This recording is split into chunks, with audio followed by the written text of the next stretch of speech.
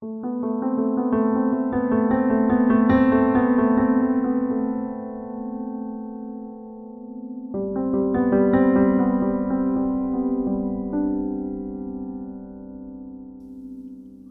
the previous episodes, we concentrated on the 4 suspects that instantly came under suspicion and were repeatedly questioned by the police.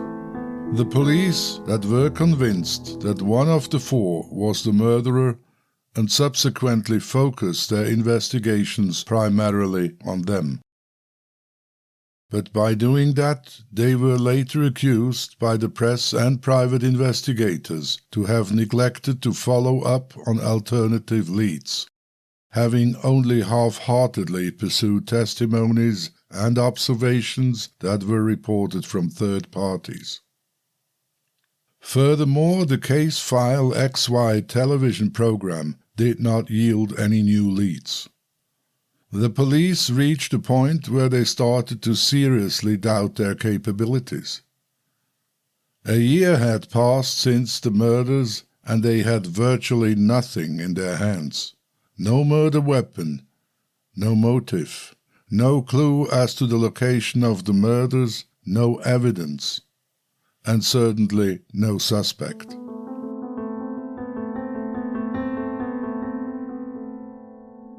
This ended abruptly when basically out of nowhere a new suspect entered the scene whose connection to the case became only auspicious when a multitude of seemingly unrelated occurrences regarding his persona were combined and put in context with the murders. Coincidences that appeared so baffling that very few considered them to be just coincidences, but rather a proof of his involvement that catapulted him overnight to being the main suspect.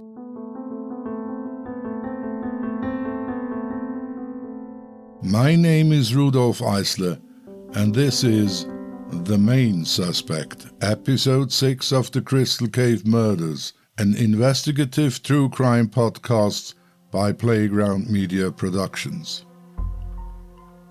All interviews were recorded in German and translated into English. All voiceovers were done by speakers that are not related to the case. All individuals mentioned in this podcast must be considered innocent and cannot be prosecuted or convicted, as the 30-year statute of limitation for murder in Switzerland was reached in 2012. The presumption of innocence applies. And finally, this podcast was written without the assistance of ChatGPT or AI, which might not make it better, but certainly more human.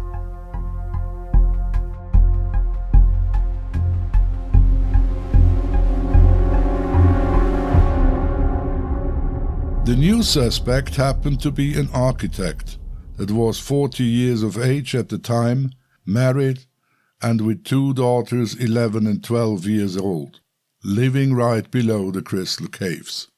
He was a well-known figure in the region and grew up in the nearby village of Oberwald.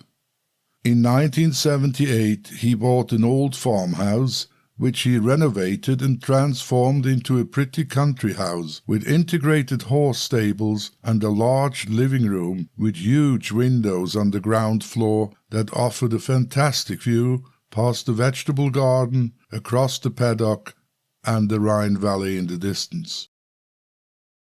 A passionate horseback rider, he often participated in equestrian tournaments and owned 2 or 3 horses. A few weeks prior to the girl's disappearance, and in connection with his riding activities, he had taken out a disability insurance policy of 1.2 million Swiss francs. Approximately the same in US dollars. And as chance would have it, he then reported a horse-riding accident in the end of January 1983. According to his testimony, he hit the branch of a tree with his head after a competition, fell off the horse and remained unconscious on the ground. The paramedics provided first aid and then swiftly brought him to a nearby doctor in the village of Arbonne. After further investigation, it was decided that he should be transferred to a hospital. This they did, and by the end of the day he ended up in the intensive care unit at the Cantonal Hospital in St. Gallen. Following the diagnosis, he remained there for 2 or 3 days before it was considered safe to have him return home. Initially, all seemed well again, but a few weeks later he experienced symptoms of balance disorders and a severe memory loss. These were then treated by a local family doctor. So far, so good, and nothing substantially that could have connected him with the murder case.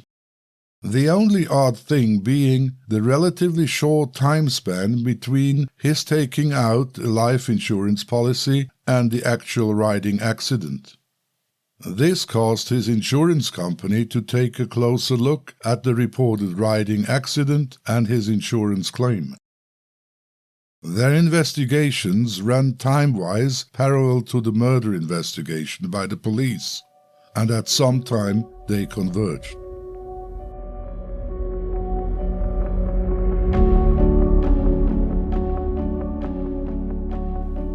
A link between the two cases was first established when, after his release from the hospital, the police showed up at his premises doing house calls in context with the double murders. When he was questioned, he was unable to make a coherent statement, let alone answering the questions put to him by the investigators. This appeared so odd to the police that they contacted the insurance company to acquire details about the latest developments regarding his accident. Their suspicion was obvious. The police thought it possible that the whole thing with the insurance and the accident was a fraud, and that he might only fake the memory loss to conveniently cover up a possible connection related to the double murder.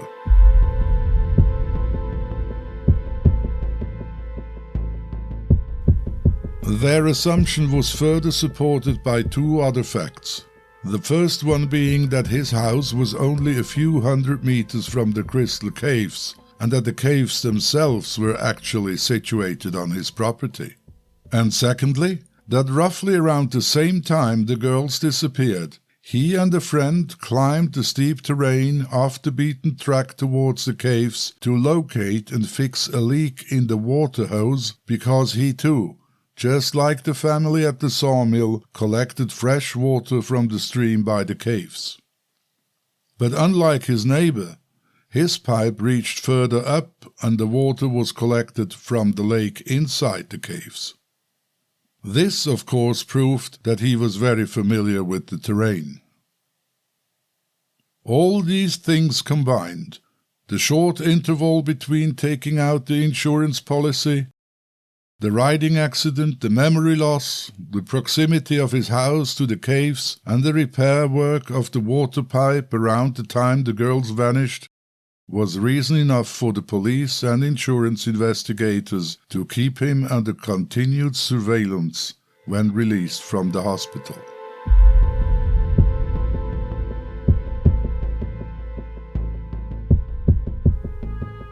After a few weeks at home and his health conditions not improving, he and his wife decided for a hospitalization in a clinic. He left his home in spring 1983 and spent a full 2 consecutive years being treated by specialists and neurological experts. During this time he spent days, if not weeks, at renowned university hospitals in Zurich and Basel. He finally returned home to his family and country house in Kobelwald in much better shape early in 1985. The family then decided to sell the house and move to the southern part of Switzerland, or to be more precise, to Campione d'Italia, a commune of the province of Como in the Lombardy. A tiny Italian enclave surrounded by the Swiss canton of Ticino of only 2.6 square kilometers, or just about 1 square mile. The move to Italy came as quite a surprise, not only to the family but certainly to those who lived in the communities near the Crystal Caves. It is hardly surprising that this move was, and still is, often interpreted as being proof of him being in some way connected to the events of the double murder. Moving away was one thing, but that he migrated not only to another language region, but also to another country was very suspicious. The conclusion by the police and insurance investigators, as well as the press, was obvious. By doing so, the architect intended to escape surveillance and wanted to make an eventual arrest by investigators, if not impossible, then certainly more difficult. He himself claimed that the reason for selling the house and moving away was due to financial problems and because his family's reputation in Oberried and the surrounding villages and hamlets had become unbearable. Everybody was convinced that he had something to do with the murder.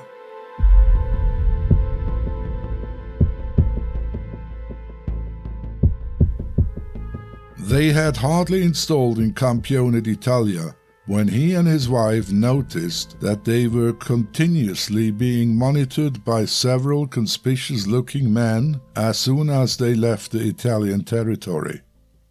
Finally, almost a year later, exactly on his birthday on February 26, 1986, 3.5 years after the murders, he was arrested by the police while on Swiss territory and accused for the murder of Karin Gattiker and Brigitte Meyer, as well as insurance fraud. He was immediately transferred to the capital of Bern, and subsequently extensive investigations and inquiries regarding his health began all over again. Doctors were brought in and medical specialists called to provide their expert opinions. Due to the fact that nothing incriminating came to light in connection with the Crystal Cave murders, this charge was dropped by the prosecution after 2 to 3 months. The investigations into the insurance fraud, on the other hand, were continued and pursued by elaborate medical examination at the Max Planck Institute in Cologne, Germany, as well as then a leading German forensic expert in Munich. Although all the opinions turned out in his favor, he was charged with insurance fraud. But following the trial, he was acquitted on all counts and without any reservations. For the 6 months he spent in pre-trial detention, he received a compensation of 30,000 Swiss francs or US dollars, and as a direct result of the acquittal, the insurance company had to fulfill its financial obligation. The architect was fully rehabilitated and a free man again. But his reputation had been damaged beyond repair. Still today, many in his home village consider him, if not to be the murderer, to be in some way involved in the case. He himself had always proclaimed his innocence, and throughout the following years even supported private investigators and the press that were still keen on solving the case by giving them access to court files that were in his possession. He was still hoping that the real murderer would be found and convicted, which finally would absolve him from all guilt. But when things did not change to his favor and he remained under suspicion, even after the statute of limitation for murder was reached in 2012, and due to his terrible experience with the press, he understandably remained reluctant to give interviews in connection to the Crystal Cave murders. Instead, he had written a 10-page document that covered his involvement in the case in chronological order. This being the introduction. I wrote this comprehensive documentation of events in connection with the Crystal Cave murders in 2018 due to ongoing media reports as well as the false, unjustified, and public accusations. The descriptions contained were comprehensively confirmed by the investigating authorities and a number of witnesses at the time. The documentation serves as an illustration and for better understanding of why all investigations were stopped at short notice in 1986. This should clearly show that there was never and at no time even the slightest indication of justified suspicion against me. I was given a copy of this document by a private investigator, telling me this was about as much as I will ever hear from him. When I voiced my desire to meet and talk to him, everybody told me that this was wishful thinking. Too negative were his experiences with the press and journalists. But I had nothing to lose. I found out his phone number, and when spending a few days in the southern part of Switzerland between Christmas and New Year, I rang him. He answered the phone, and after I told him about my podcast, he explained in a calm, polite, but determined voice that he had absolutely nothing to do with the murder. But to my utter surprise, he agreed to meet me for an interview. So I'm on my way to meeting the architect, exactly at 11 o'clock in a restaurant at Lugano train station. It is actually the very first time in a couple of years that he has agreed to meet someone and to talk about the case. So I'm quite surprised that actually he agreed to meet me. It's a legal one. Okay. Here is the cafe. Let's see what happens. I parked the car near the railroad station where we were supposed to meet. A minute later, I opened the door and entered the pizzeria, which luckily only had a few guests. Sitting all the way in the back on a table by the window was a white-haired, spry-looking and well-dressed man, and considering her age, rather attractive woman. Both in the early 80s. When I walked in their direction and he stood up, I knew he was the man I was to meet. We shook hands, I introduced myself, and he did likewise, presenting himself and his wife. We sat down and ordered tea and coffee, and I asked if he would mind me recording the conversation. He did. Instead, he handed me a copy of the document I had already in my possession and asked me to read it. I did, or I pretended to, while he watched me silently. When I looked up again, I thought that this might already be the end of our meeting. He had nothing to add, he explained. But after some small talk about the weather, and I don't know what else, he agreed to recount what he had observed and reported to the police when having been questioned by them immediately following the girl's disappearance on the fateful Saturday in July 1982. Mind you, this was before his riding accident. Because I was not allowed to record that part, the following is the translation of the written report as documented by the police. And just for clarification, the sawmill he mentioned is not the sawmill of the family.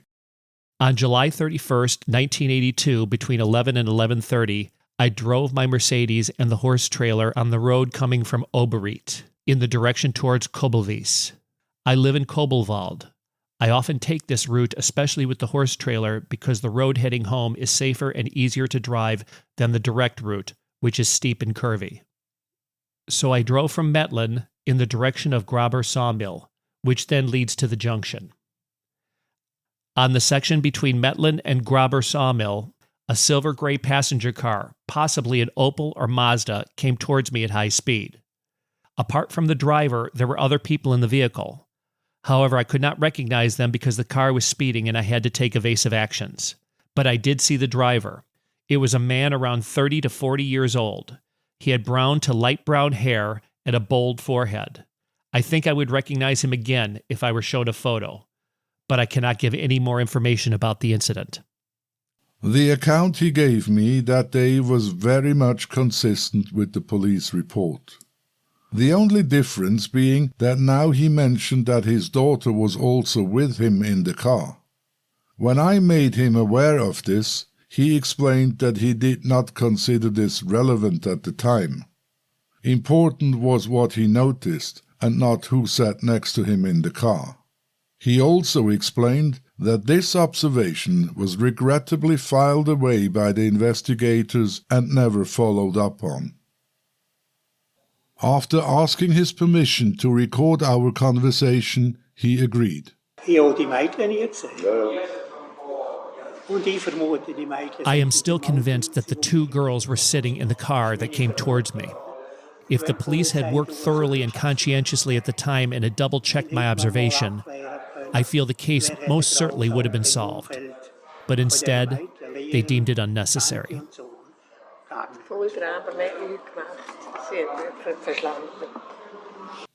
And he then went on to explain what happened right after this incident when he arrived home.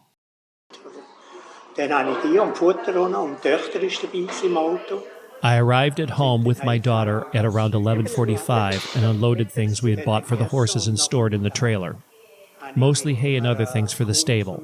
This, by the way, was the reason we had the horse trailer coupled to our car, which was a dark gray Mercedes 230E. Afterwards, we had lunch and expected a visit from a business friend and his family from Germany in the afternoon. We had planned a ride with him and his children, and he arrived around 1 p.m. Because their daughter had taken a friend along, we were short one horse. Without further ado, I borrowed one from my neighbor. Then we went for a ride in the surroundings of Kobelwald and arrived back home late in the afternoon. We groomed the horses, took off the saddles, and I returned the borrowed horse to my neighbor. In the evening, we enjoyed a barbecue at my home.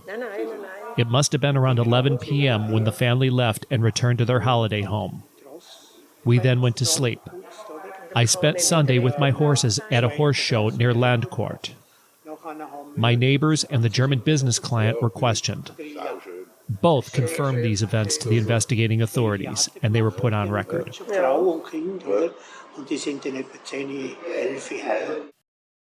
He also explained that during the outing with his horses and his friend, he did not make any suspicious observation and did certainly not see the two girls.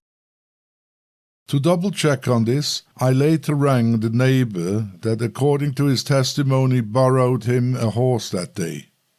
He and his wife, not surprisingly, did confirm every detail the architect had told me, including the date and time. He then continued and described what happened once he had left the village of Kobelwald and had moved to Campione d'Italia in 1985. Da sind etwa 2 Monate lang 3 Polizisten von St. Gallen.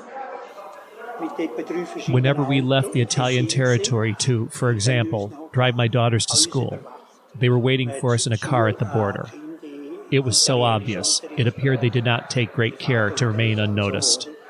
I guess their intention was to find some sort of hint or clue that I'd been faking the mental and physical consequences of the accident. Just about anything, really, that could connect me to the murder.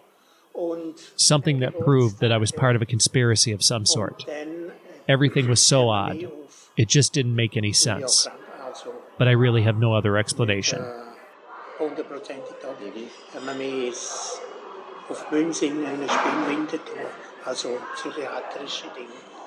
And finally, when I asked if there was anything else he wished to add, he made the following statement. Also, was ich dazu noch sagen kann, was jetzt mich betrifft, So what I would like to add, I have never been found guilty of anything, not even the smallest detail. Zero. Naught. I had young girls as apprentices in my architectural office. Often there were girls in my stables, horse lovers, teenagers who helped with the grooming of the horses or taking them out for a ride or to the paddock. Never, not once, was there any complaint from any side. All these girls were questioned by the police. and then I am supposed to have driven around the corner in my car on a Saturday and killed 2 teenagers. Please, just how absurd is that? Mehr Schulden geholt. Dann fahre ich am Samstagmittag um eine Kurve und bringe 2 Mädchen. When I walked out of the restaurant an hour and a half later, I was convinced that the architect was not the man that killed the 2 girls. Himself a married man and father of 2 girls, his demeanor and honesty convinced me of his innocence. But then again, I never claimed to have a very good judgment of people. By the end of 1986, the police investigators stood there empty-handed and the case went cold. This time for good. No new evidence surfaced. Nobody came forward with new observations, and the man that took the girl's last picture remains a mystery man to this day. It even appeared that the investigators were not unhappy when in 2012, 30 years later, the statute of limitation was reached. The prosecution destroyed all the evidence they had, and so it is assumed also the files. The case remained unsolved and would have been off the tabloids and most everybody's mind if it were not for a private investigator by the name of Thomas Bentz, a man who dedicated a big part of his life to keep this case alive. For 40 years he meticulously gathered everything connected to the case, talked to people involved, collected newspaper snippets, photographs and copies of police reports, visited the area by the caves more often than anybody else, and founded an independent community of interest to keep investigations going. It is thanks to him that the case was never completely forgotten. We will focus on his work and opinion in an upcoming episode. So, to sum up this episode, all charges against the new and prime suspect, the architect, with regard to his involvement in the double murder and the insurance fraud, were dropped in 1986. There was no evidence that linked him to the Crystal Cave murders, nor that he had faked his riding accident and the resulting health consequences, thereby claiming the insurance to which he was rightfully entitled. But if you think that this was the last time we heard of him, you are dead wrong.